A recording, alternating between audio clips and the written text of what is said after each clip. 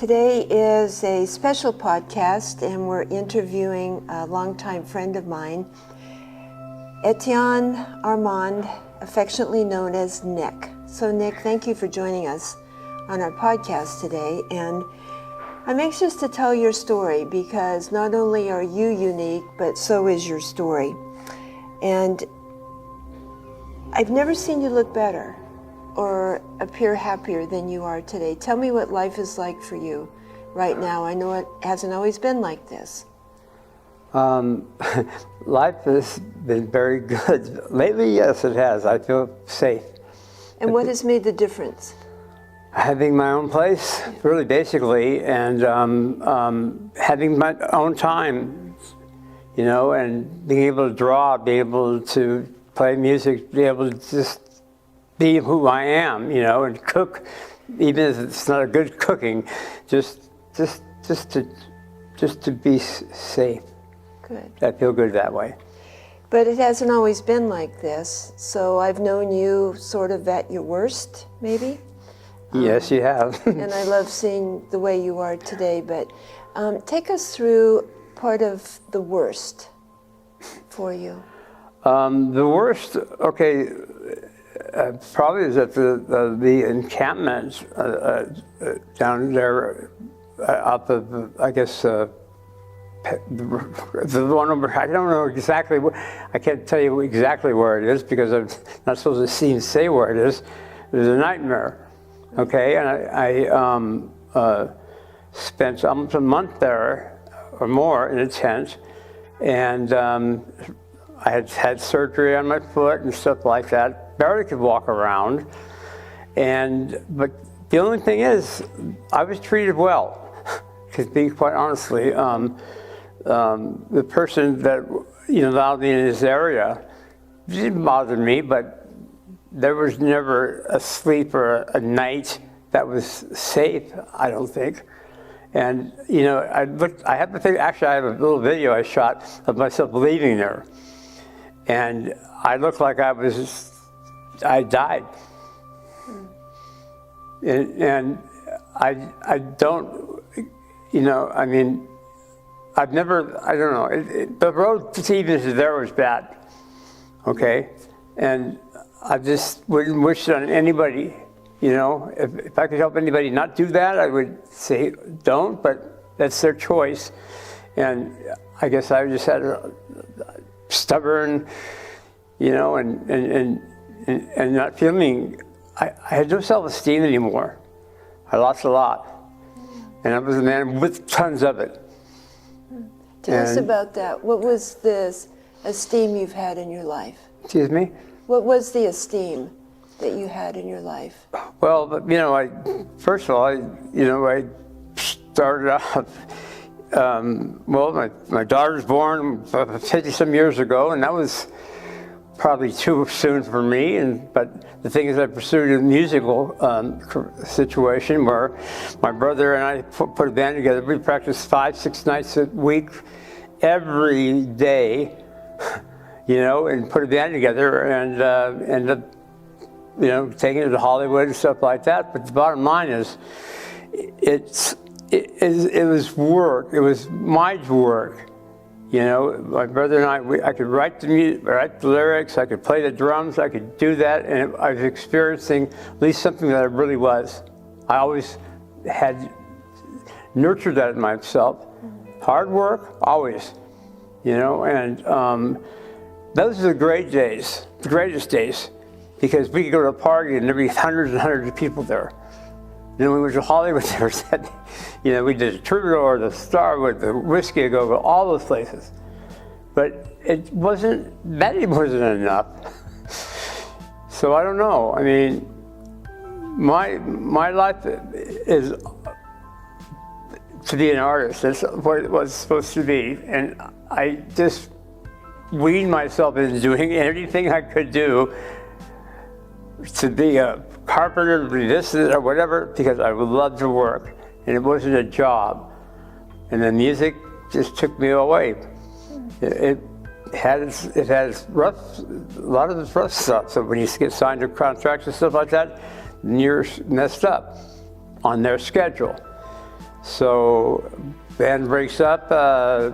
My brother goes to New York, and bass player partners a group called the Knack, and he gets the #1 hit, you know, and I'm in the back seat of in a van with my manager and about a new band going to Vancouver to play clubs because two of the other main members weren't even in the band anymore.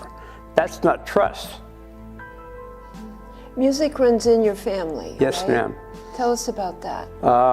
My sister Renee was discovered by not Burt Bacharach, but the Tony Bennett. Okay, in San Francisco, sang the first Toyota Corona commercial, which ended on Toyota. So she became a star in Japan, and then came back and signed A&M Records as a singer-songwriter, 1972.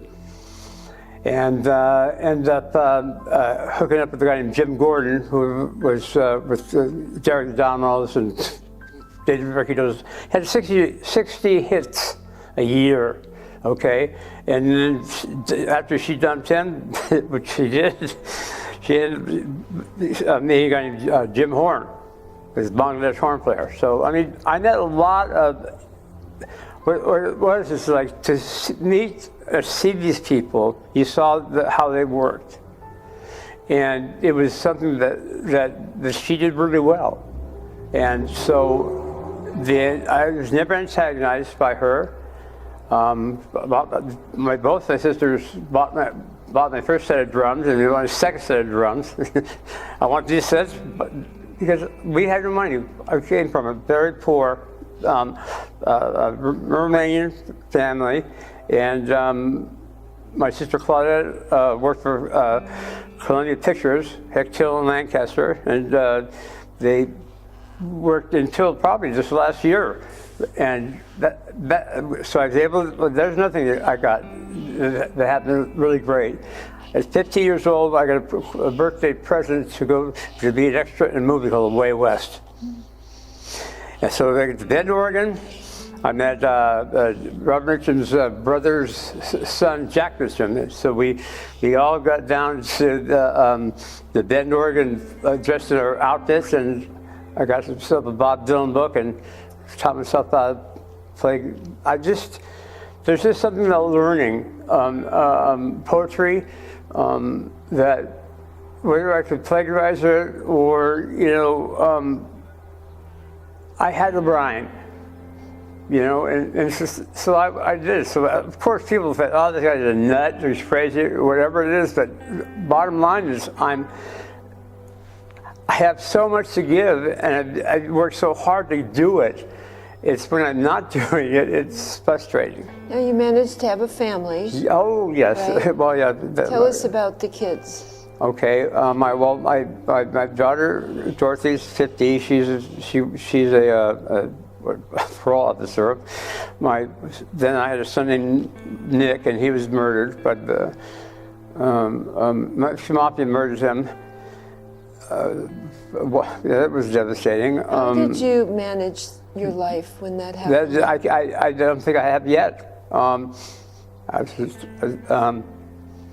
It's something that basically you think everything's going okay, but you know that it's not, but it is. Because I think what happens with a lot of people, they go ahead and when the kids are in jail or prison, they're okay.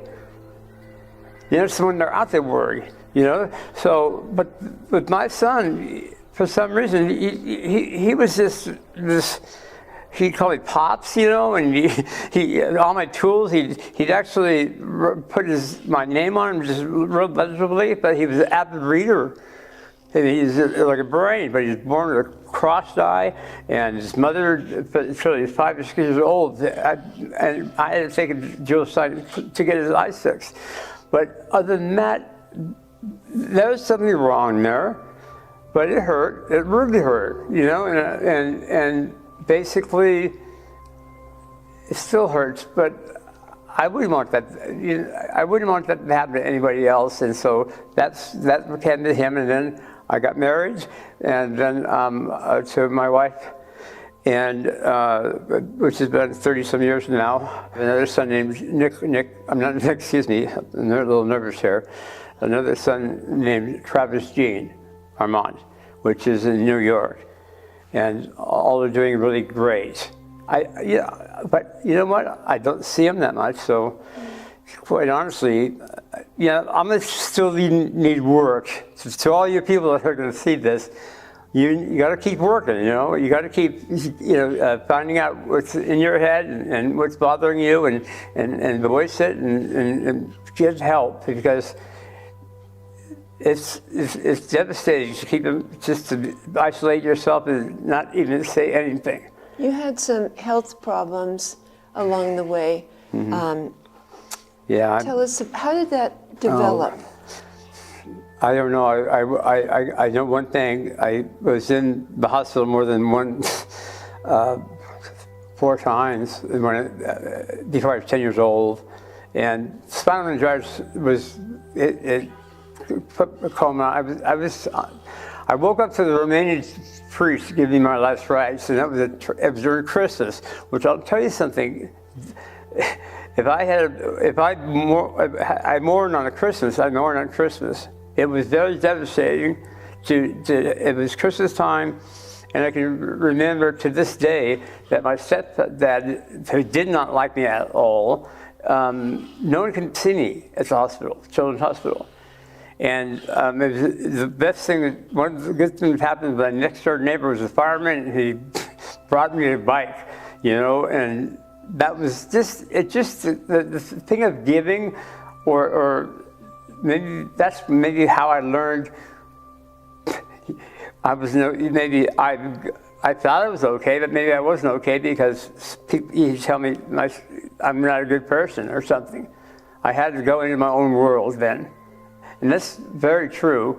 Whether I hiked or I did something, I had to. That was my health problem. I ended up getting the spinal meningitis was probably the worst, and that led to me being unbalanced, and then I had the hepatitis C. Who knows? Okay, that's been many times in the mental hospital or the state hospital, and I will say this, okay, and I'm honest, but back in the day, it's a lot different than today, going into those hospitals. And especially when you're just by yourself, and the toughest thing is when you're told you got to go there by family or somebody else because you're acting out. And then you find out that you're bipolar or you're manic depressive. And back in those days, it was really hard to take that, because you couldn't tell your friends, and it wasn't very popular back in the day, so everything was hush-hush. And so my illness, I had drug addiction, I had the alcohol, and you don't do don't build a house unless you drink 6 pack of beer, you don't plumbing or whatever. But bottom line is, even as a musician, you go into the club and they give you a keg of beer, not a keg of beer, excuse me, a pitcher of beer, and you go on and you got to do your show, win or lose, and I play those kind of clubs. Biker clubs, you didn't play, man. You've been lucky if you got out. And I don't miss. You know what? I don't miss that, but I do miss that.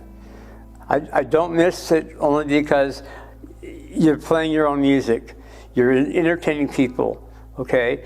And it was like my goal of even coming to Santa Paula. I'd like to get a little drum thing with the kids, so they wouldn't just music, so the young kids could play and draw and maybe get out whatever demons are inside them and put it to good use, beat it with the drumsticks or whatever it is. But I haven't stopped. I haven't stopped, and I'm not going to stop. My goal is to live my life fulfilled and help You know, and just if I could have one kid or two kids or three or four, maybe 100, you know, that'd be great. There's no ego in that. You spent quite a bit of time literally on the streets and not even at the camp at the river. You were in Ojai, Santa Paula. What was life like? How did you manage your medicine and your appointments with behavioral health and food? How do you manage that? Okay, you know what? That was when I went to the rescue mission in Oxnard. That was killer. And because you had to get either by 5 o'clock or you didn't get in. They give you a sack lunch and bam, see you later. You're on the street and you're sitting with there's some this and this out there. That's one of the worst places I've ever been at night. You know, you just don't do it. I mean, I think the freedom was not.